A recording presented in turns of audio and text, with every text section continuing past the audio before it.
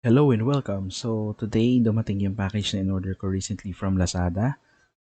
This is actually called the Maono Portable USB Microphone Kit. So nakita ko siya sa sale, so I had to purchase one. Maganda yung reviews niya, so we'll have to find out kung talagang okay ba talaga siya.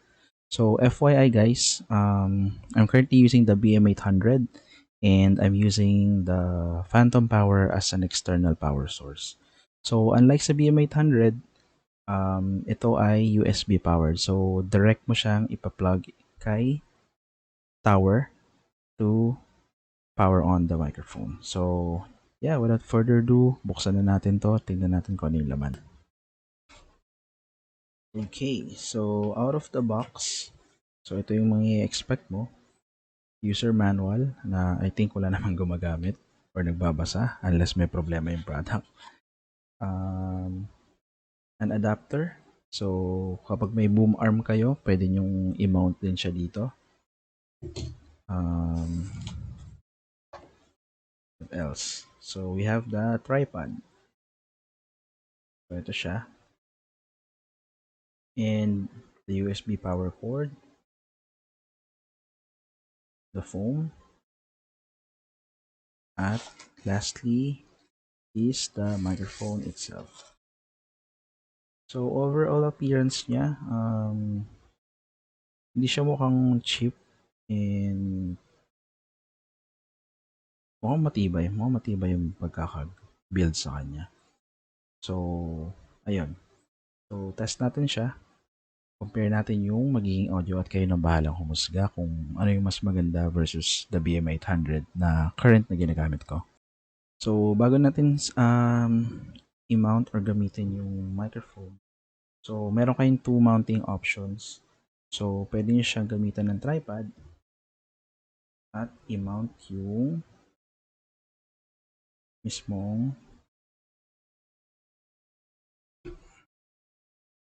pang-mount niya actually para magamit mo yung tripod.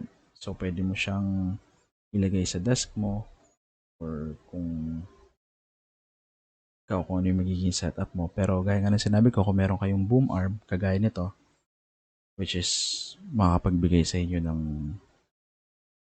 ng mas magandang posisyon kung paano yung setup niyo sa desk, mas maganda siya kung sa boom arm niyo siya gagamitin. But overall, ito siya. Ito yung itsura niya kapag nakamount sa tripod. So, maganda yung itsura ng mic niya.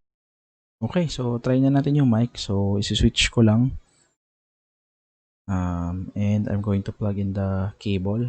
And then let's try kung ano yung mas magiging maganda yung output. So, ayun. So, this is me talking to the microphone. Maono Portable USB Microphone Kit. USB powered. Nilagay ko rin yung filter. I've set the gain to the mid settings. May adjustment knob siya. So, pwede kong iset to high. And ito yung magiging tunog. So, highest settings, the gain. Test, hello, hello. Test, hello. Then, ibabalik ko siya sa mid.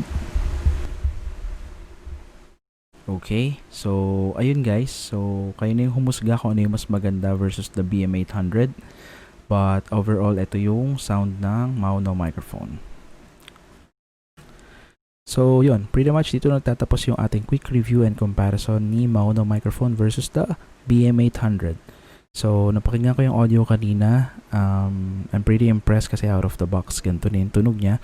And a big plus din yung adjustment lever niya para ma-adjust mo yung gain ni microphone versus the BM-800 na kailangan mo pang i-adjust sa software. And if in any case interesado kayo sa product guys, I'll be adding it sa description below. And if you find the video helpful, subscribe and hit the notification bell para updated kayo sa future uploads. So hanggang dito na lang. Peace.